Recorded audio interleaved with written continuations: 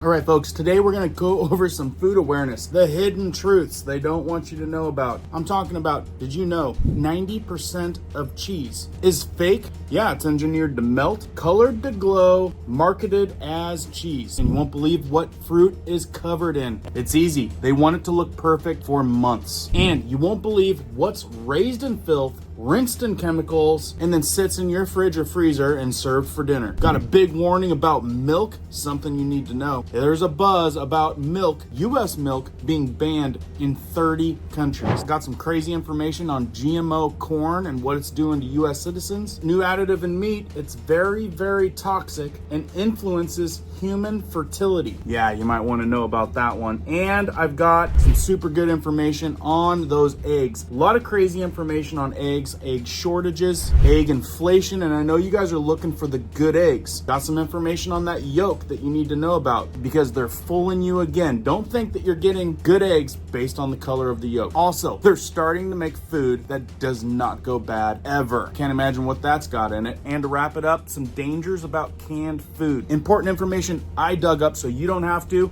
coming right up.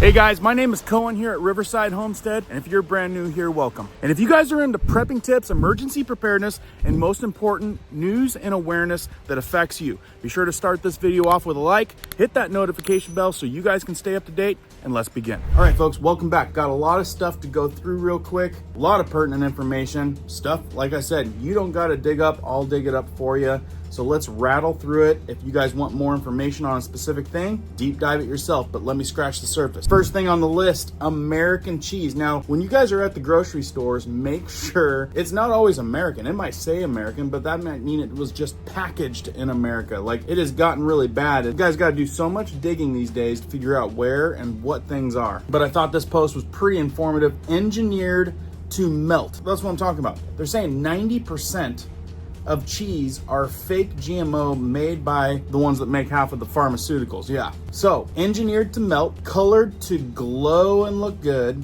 and marketed as cheese. So a lot of these outfits are like, guys can't even call it cheese anymore because it ain't even cheese. It says it's colored with petroleum-based dyes like yellow 6, emulsifiers linked to kidney issues and chronic inflammation. You guys know probably a handful of people that just say they cannot tolerate cheese. Is it because it ain't even cheese anymore?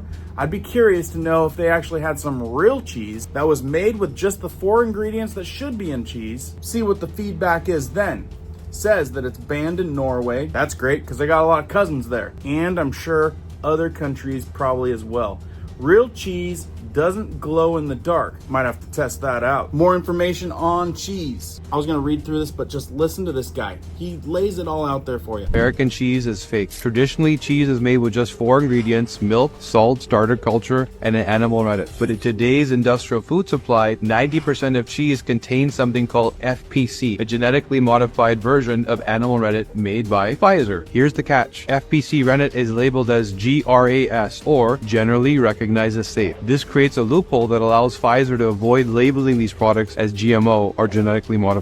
FPCs contain biotoxins from the genetically modified hosts like mold or fungus that are being cultured and fermented in the lab. As a result, a small amount of these toxins end up in the final cheese product, causing allergic reactions or digestive and respiratory issues. People then think they can't digest this cheese. But have you considered it may not be the dairy itself, but the microorganism residue that causes an allergic response and irritates your gut lining. So if possible, try and avoid these fake cheeses, look for genetically modified rennets and get them out of your diet, and share this with a friend who says they can't tolerate cheese. Couldn't have said it better myself. Now that's an X post, scratching the surface. You guys can dig into it, verify it yourselves. And when I do it, 90% of the time, the stuff that I'm watching checks out. And while I'm here, let me throw this one in here also. Have you guys ever wondered why you could eat pasta, bread, cheese every single day in Europe and feel way better than when you do it in the United States. And you always wonder, how are these guys eating all these carbs and all this pasta and good tasting stuff and still keeping physically fit? Some people are saying it's not about eating less, it's about eating food that's not poison. It's what happens when you eat bread in America. A lot of times you feel bloaty, you just don't feel the greatest. Have you felt that way and been eating a lot of bread? Put it down in the comments. This might be it. Or how about this?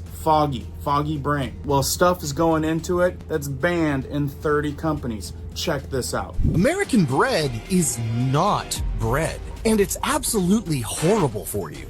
See, to get the fluffy, sweet, delicious bread millions of Americans love to eat, you need a few very special ingredients, like potassium bromate, an additive that makes bread rise, or azodicarbonamide, a chemical to bleach and strengthen the dough.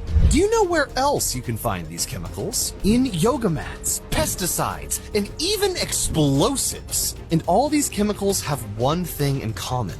They can cause all sorts of cancer. That's why the European Union, the UK, and even China have banned them from food production. But not in America. To this day, the FDA says these additives are generally recognized as safe to eat. Just hang with me. They're making foods that don't even go bad anymore. Like, they'll just stay good on the shelf forever. Good as in looking normal and probably tasting normal for months, maybe years. This has everything to do with companies putting profit over people. Do you think they really care about your health? Especially when the same person that's making the food is making the pharmaceuticals, right? Now hang with me. I got a whole bunch of good stuff to share with you guys. And if you guys are finding this very informative, please share this out. Hit the like button. Let me know what you think down in the comments, because that will help drive this video to more folks, get more people's head out of the sand. Moving right along, apples. I could easily go down rabbit trails on all of these things. Oh boy. So anyway, apples. Did you know they're designed to look perfect for months on end? And here's another thing that's banned in 20 countries. They say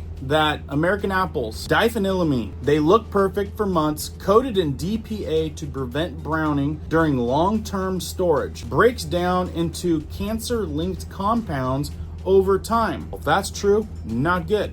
Folks, fresh is not supposed to last a year. Not like this. Now, I could deep dive this, but I'm just scratching the surface on these things. But there's a reason why the EU has banned this stuff. I mean, here's a perfect example. In the EU, they've minimized things down to a 0.1 ppm. In America, 100 times that amount is allowed. And this is all at the same time the Environmental Working Group, a nonprofit, is demanding this to be investigated to keep our flagship apples in America on the shelves. Now, the sad thing is this isn't new. This was registered with the Environmental Protection Agency in the 40s, all the way back in the 40s. And a bunch of speculation, a bunch of carcinogenic chatter. You'd think they'd get this fixed, but nothing seems to be happening. And furthermore, in 1997, while EU is being like, okay, we don't want nothing cancerous, we're gonna drop down the parts per mil, while the United States stays 100 times more due to, in 1997, Environmental Protection Agency said reasonable certainty of no harm. Are you guys buying it? I'm not buying it. Now this next one, I'm sure it's in your fridge, it's in your freezer, and we're talking about this stuff being chlorine washed, raised in filth, rinsed in chemicals, and served for dinner. That's right, they wash this meat in chlorine to kill bacteria from factory farming. And what it does is cover up contamination, definitely doesn't prevent it. And also banned in 20 plus countries where they cleaned up their farms, but what happens in America? They just bleach the meat. Check it out. Here now, a scary question. Is there chlorine in the chicken you eat? Most chickens are bathed in small amounts of it during processing to kill pathogens. Well, now some people are turning to an alternative method. CBS 2's Elise Finch has this story. When it comes to chicken, Michelle Guidi prefers hormone-free, antibiotic-free, organically raised birds. I'm feeding my children and my husband. This is my family, so I want to feed them the healthiest options out there. But did she check chlorine-free? No, I didn't. Most U.S. poultry plants plunge freshly slaughtered birds into chilling baths. You need to get that temperature down right away. These baths often contain antimicrobial chemicals that can include chlorine. heavily diluted in water in order to kill pathogens that might be present, like salmonella. A tiny amount gets absorbed into the meat. Yes, I use bleach to clean my whites. My children swim in chlorine. But ingesting it and eating it, I feel a little bit apprehensive. U.S. government regulators say this use of chlorine is safe and effective in poultry processing, explaining that in studies, once the chlorine hits the bird, it breaks down into safe byproducts. But most European officials disagree. This French political ad shows American chickens bathing in swimming pool water. The fear that chlorine causes cancer. They operate on what's called the precautionary principle. Since there is controversy about using chlorine and other chemicals in poultry processing, they have decided to keep our poultry out of countries in the European Union for nearly 2 decades, costing U.S. poultry farmers hundreds of millions of dollars each year. Unfortunately, this is a matter that political science has trumped sound science. Now people are gravitating toward a different approach, the one used in Europe and at a few American plants, where freshly slaughtered birds are blasted with very cold air for several hours to lower the body temperature and kill harmful pathogens. I would be willing to pay more money for it. This air-chilled chicken costs about $2 more per pound, but fans of the approach say it's worth it.